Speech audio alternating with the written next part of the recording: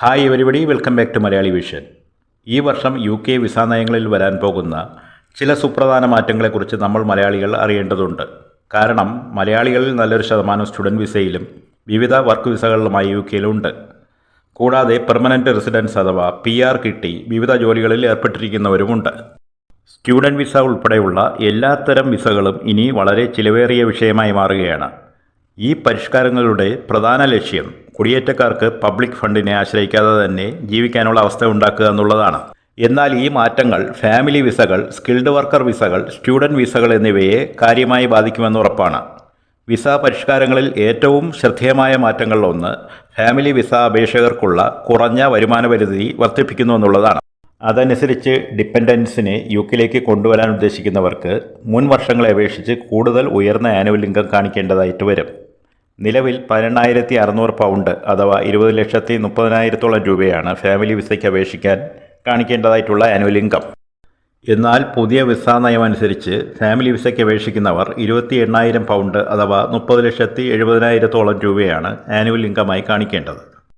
അതായത് 10 ലക്ഷം ഇന്ത്യൻ രൂപയോളം അധികമായി കാണിക്കേണ്ടി വരും. അതുപോലെ തന്നെ സ്കിൽഡ് വർക്കർ വിസയ്ക്കുള്ള സാലറി ലിമിറ്റും ഗണ്യമായി ഉയരാൻ പോവുകയാണ്. ഇത് ലോ വേജ്ഡ് എമിഗ്രൻസിനെ കുറയ്ക്കുന്നതിനും ഹൈ സ്കിൽഡ് പ്രൊഫഷണൽസിനെ സ്വാഗതം ചെയ്യുന്നതിനും വേണ്ടിയാണ്. നിലവിലെ ഇതിനായുള്ള ആനുവൽ മിനിമം സാലറി 26,200 പൗണ്ടാണ്. എന്നാൽ ഈ വർഷം അത് 38,700 പൗണ്ടായി ഉയർത്തുകയാണ്. കേരളത്തിൽ നിന്നും ധാരാളം വിദ്യാർത്ഥികൾ ഇപ്പോൾ ഉപരിപഠനാർത്ഥം UKയിൽ പോകുന്നുണ്ട്.